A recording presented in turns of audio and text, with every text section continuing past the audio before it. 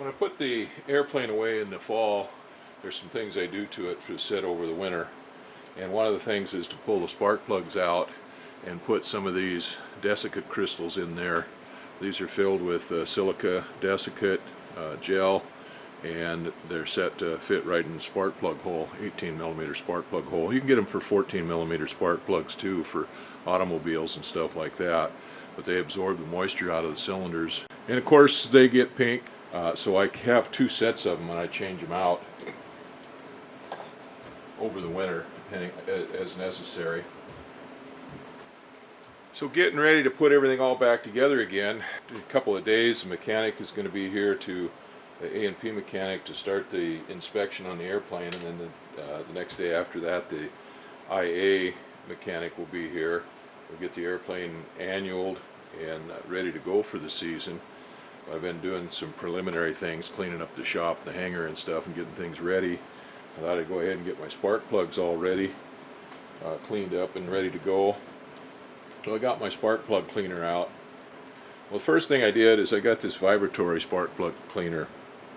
And this has little teeth on the end of it that go inside the spark plug to clean out the deposits and stuff down in that build up down inside between the electrode, the ceramic, and the body of the plug.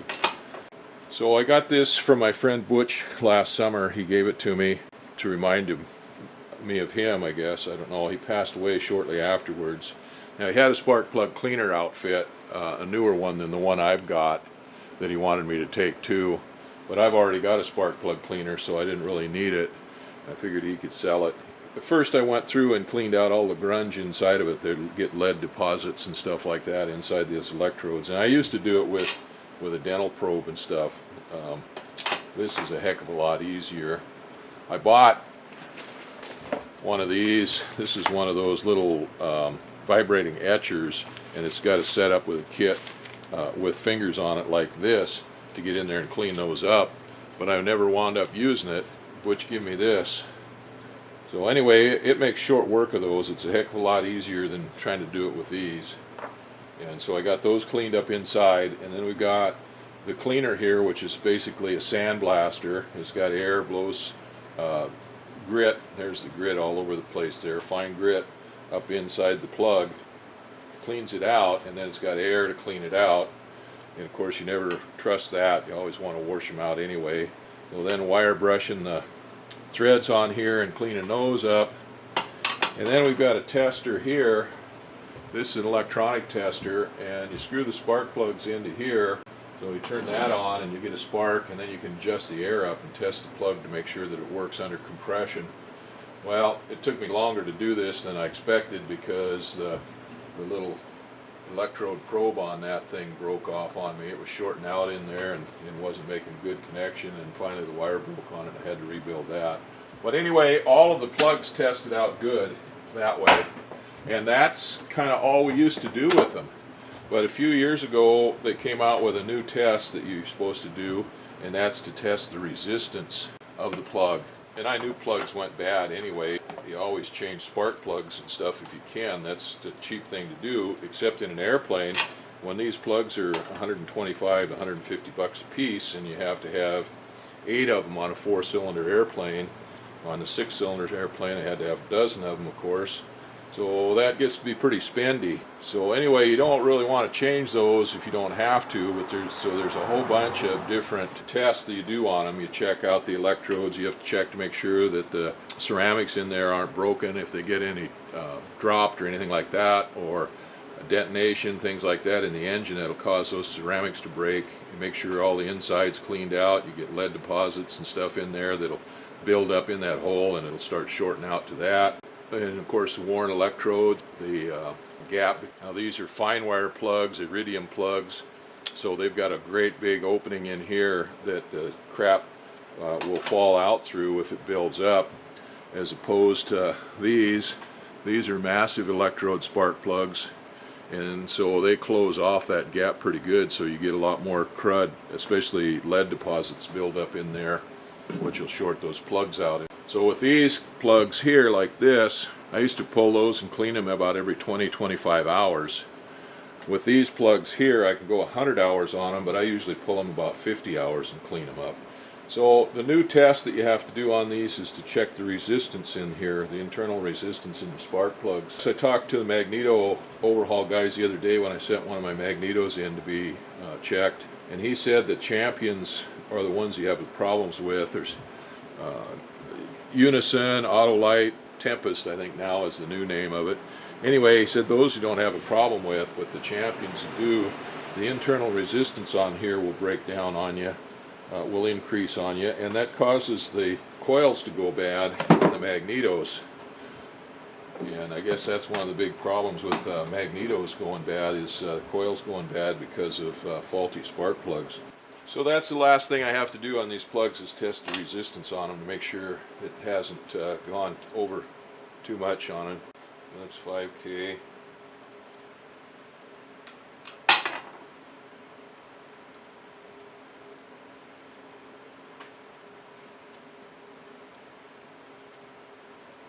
That's 2K. That one's bad. Yeah, that one's bad. Even though it tested good in the tester and everything, that one's bad.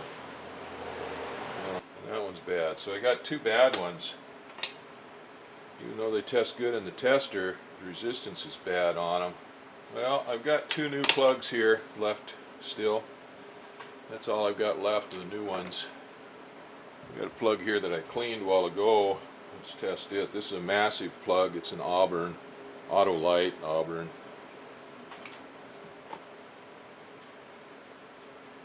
Yeah, it's got 1K. So that's still a good plug, even though it's all rusty, but it's a massive plug. So anyway, I got two bad plugs. They test good, they show good spark and everything, they all look good, but they're bad.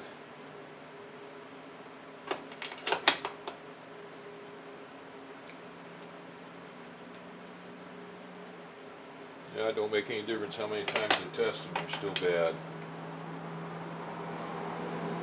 Alright, well, that's that. So I'll change those two plugs out, and those will all be ready to go back in the plane. Through the summer I tested them and everything was fine, but when I got the airplane ready to go last spring, I had one bad one I had to change out. Number 4 cylinder, I guess this one here. Maybe this one's got the best paint on it, so it must have been that one.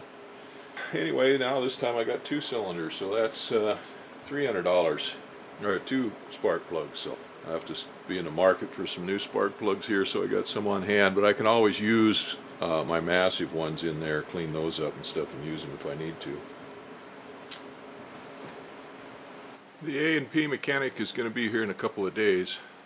I've been spending the last few days swamping the hangar out here and getting it ready for him. I got it pretty well set up, I think. I got my bench cleaned up, and I got my toolbox all set up, although he's bringing his own tools. Over here in the corner on the bench, you've got 2 new cylinders that will be replacing the number 1 and number 3 cylinder. And they're new Superior cylinders sitting there ready to go on.